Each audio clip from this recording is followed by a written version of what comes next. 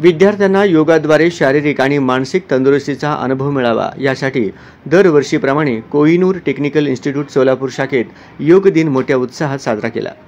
शाखा व्यवस्थापक वल्लभ कुलकर्णी यांनी कार्यक्रमाचे प्रास्ताविक केले।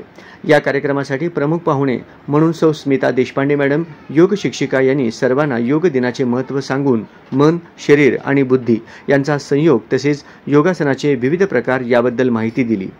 त्यानंतर उपस्थितांकडून काही योगासने करून घेतली व मार्गदर्शन केले। यात योगासन, प्रार्थना, प्राणायाम आणि ओंकार, 7 आसने, ताडासन, त्रिकोणासन, मकरासन, शशांकासन, वज्रासन, नवासन, शवासन करून घेतली। या उपक्रमात विद्यार्थी व स्टाफ यांनी सहभाग नोंदवून अतिशय आनंदी वातावरणात योग साधना करीत उत्साहाने आसने केली। योगासनामुळे शारीरिक स्वास्थ्य कसे मिळते याचा सुंदर अनुभव मिळाल्याचे सर्वांनी सांगितले।